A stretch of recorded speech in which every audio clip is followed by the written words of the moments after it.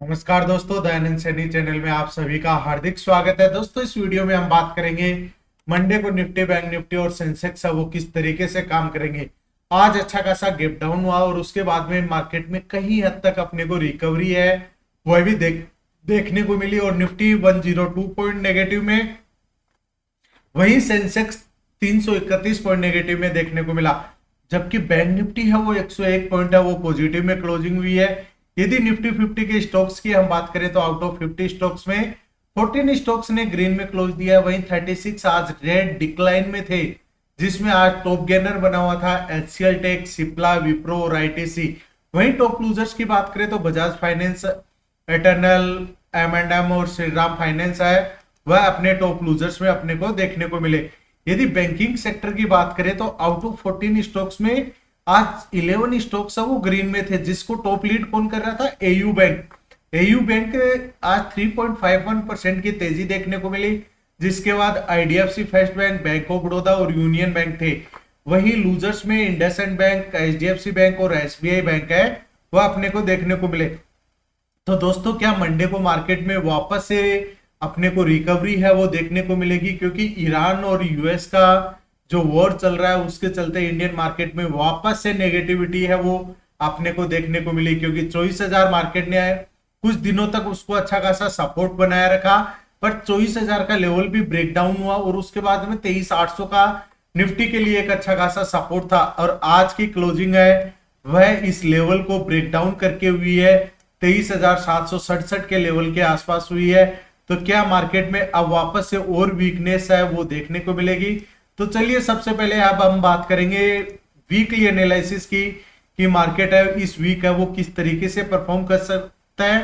क्योंकि यदि यहां से निफ्टी डाउनसाइडेड की तरफ में ब्रेक होता है तो अब वापस से 23,480 का लेवल है वह निफ्टी के लिए सपोर्ट की तरह काम करेगा। यदि उस लेवल का भी ब्रेक डाउन होता है तो फिर मार्केट में निफ्टी का 23,000 का लेवल है वो एक अच्छा खासा सपोर्ट रहेगा।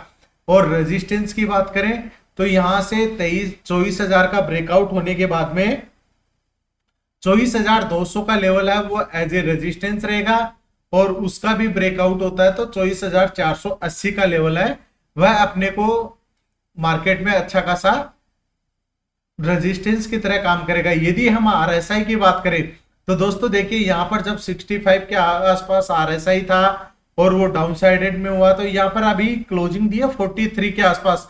अब जहां पर आरएसआई है वो 35 के आसपास आकर वहां एडजस्ट होकर अपना सपोर्ट बनाता है, क्योंकि अभी एक्सट्रीमली ओवरसोल्ड जोन है वो 30 के आसपास आता है। अब 30 से नीचे जाता है तो वहां पर अपने को एक्सट्रीमली ओवरसोल्ड जोन है वह देखने को मिल जाता है। तो यहां से मार्केट है थोड़ा सा और एडजस्ट होकर वापस से अपर की साइड का रुख है वो अपने को देखने को मिल सकता है। चलिए अब बात करते हैं निफ्टी में मंडे को किस तरीके से कामकाज करना है। और उससे पहले हम बात कर लेते हैं कि आज मार्केट में क्या हुआ। स्टार्टिंग में मार्केट में डाउनसाइडेड का मूव है वो देखने को मिला, अच्छा खासा डाउनसाइडेड हुआ और फर्स्ट 5 मिनट की तेजी ही अपने को इतनी देखने को मिली कि 23,660 से लेके 23,760 अप्रोक्सीमेटली 100 पॉइंट की रिकवरी है वो यहाँ पर निफ्टी में देखने को मिली। अब यहाँ से इसके ऊपर एक कैंडल भी सस्टेन नहीं कर पाई। इसका मतलब क्या हुआ कि मार्केट में तेजी नहीं है, वीकनेस वापस से आई और यह फर्स्ट 5 मिनट के लो था उसके आसपास है मार्केट टूटा। जैसे ही यहाँ पर इन्वर्टेड हैमर कैंडल बनी वापस से मार्केट आया और वापस से स्पिनिंग कैंडल बनी और फुल बुलिश कैंडल बनी, तो यहां पर अपने को कंफर्मेशन मिल गया था कि अब मार्केट में ट्रेंड चेंज होने वाला है। और जब मार्केट ट्रेंड चेंज हुआ तो ये आपको मैंने ग्रुप में भी अपडेट किया था कि 23,632 का लेवल रेजिस्टेंस लेवल है, यदि इसके ऊपर सस्टेन कर जाएगा तो मार्केट में तेजी आते हुए देखने को मिलेगी। दोस्तों, यदि आपको फ्री लर्निंग चाहिए तो आप मुझे व्हाट्सएप पे मैसेज है वो कर सकते हैं, ताकि आपको भी फ्री कैंडल स्टिक्स की लर्निंग है वो देखने को मिले। अब वापस से तेजी हुई, फर्स्ट 5 मिनट के हाई के आसपास यहाँ पर बुकिंग करना बनता था, क्योंकि मार्केट वापस से इसी लेवल के आसपास, यदि आप स्केल पर होंगे, यहाँ पर कैंडल स्टिक्स का नॉलेज होगा, तभी आपको यहाँ पर कमाई के मौके मिले होंगे, अदरवाइज नहीं मिले होंगे। अब मंडे के लिए यदि आपने कोई भी पोजीशन कैरी फॉरवर्ड की है तो आप कमेंट करके बता सकते हैं। यदि 23,832 का लेवल ब्रेकआउट करके एक कैंडल सस्टेन कर जाता है तो फिर निफ्टी में इंट्राडे में पॉजिटिव मोमेंटम आता हुआ देखने को मिल सकता है, जिसका फर्स्ट सपोर्ट रहेगा, फर्स्ट रेजिस्टेंस रहेगा 23,873, सेकंड रेजिस्टेंस रहेगा 23,907 और वहां से भी यदि ब्रेकआउट होता है तो 23,943 और 23,972 के लेवल एज ए रेजिस्टेंस की तरह काम करेंगे। डाउन साइडेड के लेवल्स की यदि हम बात करें, निफ्टी 23,700 का लेवल ब्रेक डाउन कर जाता है और उसके नीचे एक कैंडल भी सस्टेन करता है तो फिर वीकनेस आती हुई डेली के इंट्राडे लेवल्स में देखने को मिल सकती है, जिसका फर्स्ट सपोर्ट रहेगा 23,653 और वहां से भी यदि ब्रेकडाउन कंटिन्यूसली रहता है तो फिर 23,621 और 23,621 के बाद में डायरेक्टली अपने को जो डाउन साइडेड का निफ्टी का सपोर्ट रहेगा 23,570 का लेवल है, वो एज ए निफ्टी में सपोर्ट की तरह काम करेगा। तो दोस्तों इन लेवल्स को आप अपने चार्ट पे मार्क करके रखिएगा ताकि यहां पर आपको क्या सपोर्ट रहेगा क्या रेजिस्टेंस रहेगा उसके बारे में भी पता लग सके। अब बात करते हैं सेंसेक्स की, क्योंकि आज सेंसेक्स में भी निफ्टी में जो हुआ सेम कहानी रिपीट हुई। आजकल आप देख रहे होंगे कि निफ्टी और सेंसेक्स का चार्ट का पैटर्न है वह अप्रोक्सीमेटली सेम बनता है। तो यहां पर यदि हम मंडे की बात करें तो 76,222 का लेवल है वो एज ए रेजिस्टेंस है और 75,800 का लेवल है वो एज ए सपोर्ट है। यदि इसी रेंज में मार्केट रहता है तो फिर वहां पर आपको प्रीमियम डीके है वो देखने को मिल सकता है, क्योंकि यहाँ इस बीच में प्रीमियम डीके है वो फास्ट होगा और यदि इसमें अपर की साइड का ब्रेकआउट होता है तो मार्केट में मोमेंटम पॉजिटिव होगा। यदि डाउन साइडेड में ब्रेकडाउन दे देता है तो फिर डाउन ट्रेंड है वो देखने को मिल सकता है। और मंडे के लिए यदि आपने कोई भी बीटीएसटी किया है तो आप कमेंट बॉक्स में कमेंट करिए ताकि उसके क्या सपोर्ट रहेंगे क्या रेजिस्टेंस रहेंगे उसके बारे में भी हम बात कर सके। 76,222 का लेवल ब्रेकआउट होता है सस्टेन करता है तो 76,394 फर्स्ट रेजिस्टेंस रहेगा, सेकंड रेजिस्टेंस 76,550 और वहां भी से भी ब्रेकआउट होता है तो 76,683 और 76,846 का लेवल अपर की साइड के मोमेंटम आते हुए नजर आएंगे। डाउन ट्रेंड में 75,800 का ब्रेकडाउन होता है सस्टेन कर जाता है तो फिर 75,528, 75,392 और 75,233 का लेवल है वह अपने लिए एज ए सपोर्ट की तरह काम करेगा। यदि लास्ट 1 वीक की परफॉर्मेंस अपन सेंसेक्स की देखें तो 1.69% की गिरावट है वो देखने को मिली है।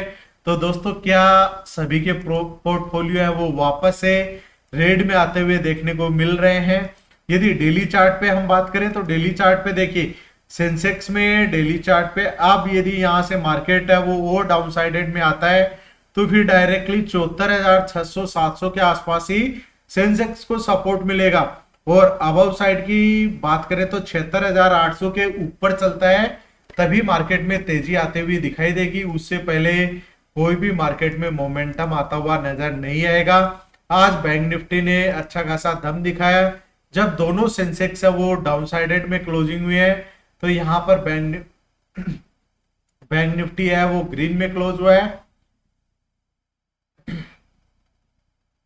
56,693 पे क्लोजिंग हुई है आज बैंक निफ्टी की। यदि अबाव की साइड की बात करें तो मार्केट यदि 56,883 का लेवल मंडे को ब्रेकआउट कर जाता है और उसके ऊपर सस्टेन करता है तो फिर बैंक निफ्टी में मोमेंटम है वो पॉजिटिव कंटिन्यूसली बरकरार रह सकता है, जिसका फर्स्ट रेजिस्टेंस रहेगा 57,026, सेकंड रेजिस्टेंस रहेगा 57,160 और वहां से भी यदि ब्रेकआउट होता है तो फिर 57,320 तक के लेवल से वो मार्केट में आते हुए नजर आ सकते हैं।